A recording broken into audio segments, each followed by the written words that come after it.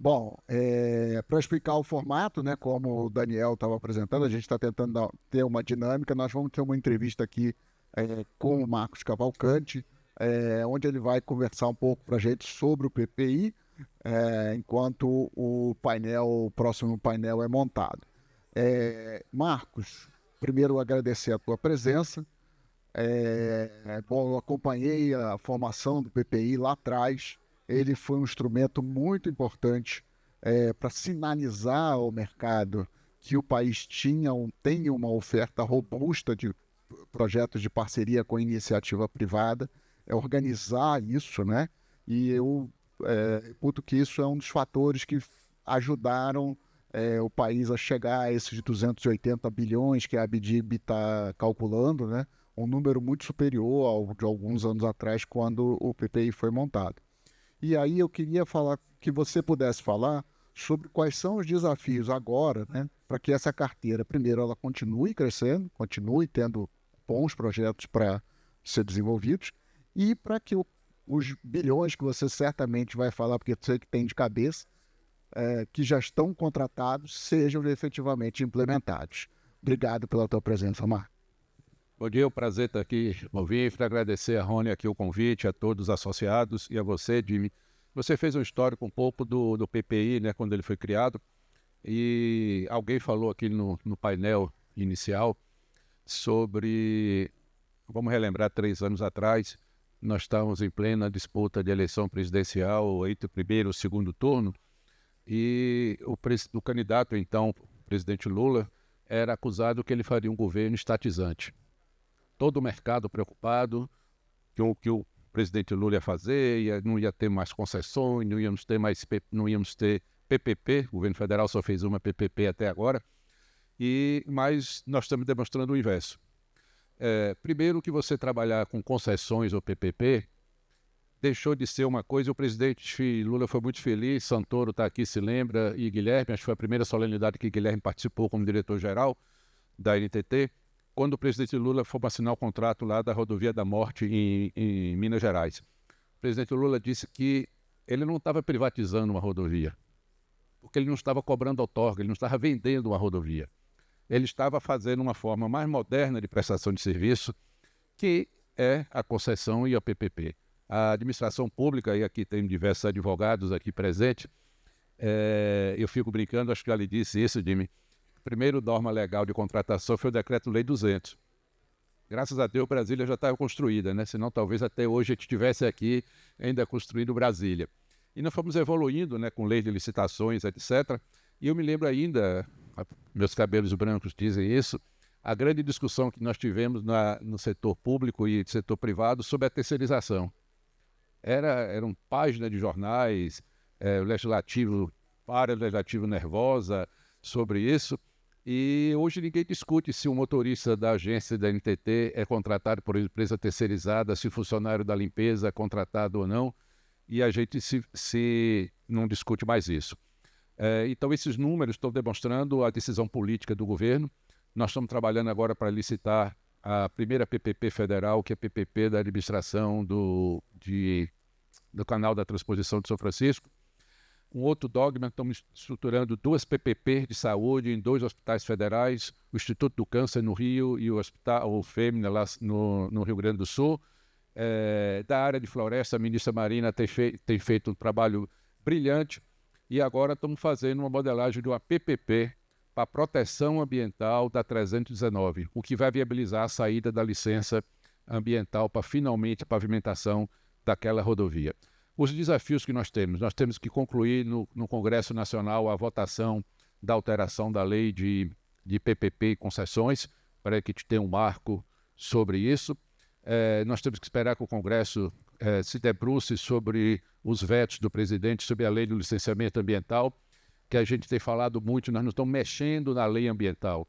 Nós estamos fazendo uma lei, a primeira lei federal do processo de licenciamento ambiental. E com isso a gente tenha uma transparência maior na execução e uma proteção também do servidor público, que ele assina uma licença e muitas vezes ele é processado no seu CPF. Outro desafio são as taxas de juros. A gente espera que com a inflação vindo para dentro dos limites da meta, a gente possa ter o Banco Central reduzindo as taxas de juros.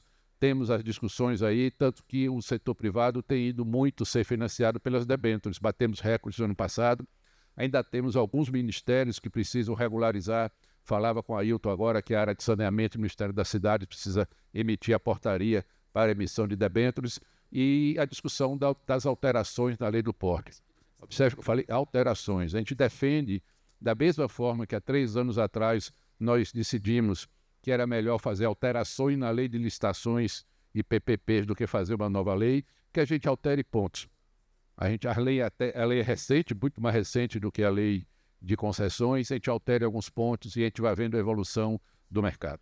Marcos, você citou aí algo que o Move Infra tem vários setores e você também lá no PPI conversa com vários setores e tem uma coisa em comum que é o problema para o licenciamento ambiental. Isso afeta todos. Você já citou aí que o que vocês estão fazendo é uma mudança na legislação de licenciamento, mas o Congresso aprovou foi para o governo fez vetos significativos no projeto aprovado, mandou propostas para lá e tem a discussão dos vetos. Eu queria que você pudesse contar para a gente, e a gente não vai ter um tempo muito longo aqui, estamos com mais ou menos uns 3 minutos, para que você pudesse dar para a gente um panorama de como é que está isso, de como é que é possível conciliar, né, o que a área ambiental do governo tem colocado, mas também o que a área de infraestrutura tem apontado como necessidade para acelerar o desenvolvimento.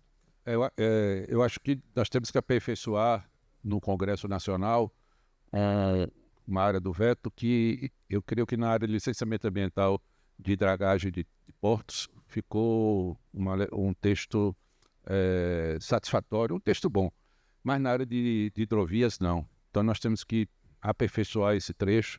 O Ministério do Meio Ambiente tem uma posição firme a não descentralização. Ela entende que constitucionalmente, como o meio ambiente é a competência da União, então não é possível essa descentralização. Acho que é basicamente um dos temas que o Ministério do Meio Ambiente mais aperfeiçoa, e temos que discutir se aqueles seções do que não pode ser o licenciamento simplificado não estão muito extensos, o que não pode, talvez a gente fique com menos coisas para ser. Mas nós estamos fazendo um trabalho, aproveitar aqui que o Roberto Muniz falou e como a Movinfra está participando disso, que é muito fácil a gente criticar o órgão ambiental, joga pedra na GNI, e nós fizemos o diagnóstico, a ministra Miriam e o PPI, eu fiz, e apresentamos ao presidente da República há 2 anos e poucos atrás. Isso resultou no primeiro concurso, depois de muito tempo, para o IBAMA, e resultou num trabalho que nós estamos fazendo, que o IBAMA aceitou, e hoje a ministra Marinho participou, inclusive, com o presidente Alban, de um evento sobre isso, que nós estamos fazendo um diagnóstico total do sistema de processamento de licenciamento ambiental. Fomos equipamentos, foram doados ao IBAMA. Para você ter ideia, o diretor-geral do IBAMA, Agostinho, dizia que o computador da casa dele tinha mais capacidade do que o servidor do IBAMA. Então, para rodar um shape, imagine quantos dias demorava, e hoje eles estão com equipamentos. E outra coisa, o número de licenciamento ambiental, que esse fruto de 200 bilhões de investimento, gera processo ambiental, geram processos ambientais. Ele tinha 4 vezes mais processo do que há 10 anos atrás, por mesmo número de funcionário para a mesma estrutura. Fizemos uma progressão na carreira. Eu estava embarcando no aeroporto e tinha um amigo meu que é dirigente de uma Federação das Indústrias da Bahia, e ele criticava: vocês estão criando despesa, aumentando o salário. Eu disse: minha cara, você sabe quanto ganha no final da carreira um funcionário do IBAMA? Ele: não. Eu disse: com doutorado? Ele: não, R$14 mil. Então isso nós temos que discutir um pouco, e eu creio que o próximo ciclo de governo vai ser importante isso, e o assunto foi falado aqui en passant em algumas coisas. Qual é o modelo que a gente tem? Quando ele fala, tudo é gasto, gasto, gasto, mas para pagar juros ninguém fala que é gasto. Nós temos que rever essa posição. Quando se fala aqui em autonomia da agência financeira, eu estou dentro do mesmo espaço fiscal. Sim. Certo? Eu vi uma discussão, tem um senador que está aqui para ser presente, eu acho que é um projeto que um relator, o senador Jacques Wagner, que fala de retirar do limite de gasto da União quando a União toma empréstimo no Banco Multilateral. O Santoro está com um empréstimo aí de 5 bilhões de reais, mas ele está no mesmo espaço dos 15 bi que ele tem de gasto. Então, se é uma empresa privada e vai tomar um empréstimo, ele não entra aquilo, ele entra o pagamento dos juros. E interessante que quando saiu a notícia, eu vi uma série de consultores no mercado financeiro criticando que nós estaríamos rompendo o espaço. Isso já existiu no passado. Então, esses são procedimentos que eu acho que a gente tem que, no próximo ciclo presidencial, rever e falar uma coisa que foi garantida aqui: garantir investimento feito pelo poder público. Nós temos uma série de rodovias que não são mais viabilizadas se a gente for simplesmente pela tarifa. Nós temos que fazer aporte com recursos públicos. E no transporte de passageiro a mesma coisa. Para a gente conceder o sistema de metrô de Recife, a União vai ter que aportar 3 bilhões de reais. Então essa é uma dificuldade que a gente tem, que esperamos que no próximo ciclo de presidencial a gente consiga, com o Congresso Nacional, a gente ter um arcabouço, como é o nome falado pelo mercado financeiro, que blinde os investimentos do setor público. Marcos, eu vou te agradecer enormemente. A gente está com o nosso tempo encerrado. E aí eu tenho que passar a palavra para o Daniel, para ele dar sequência aqui com o próximo painel.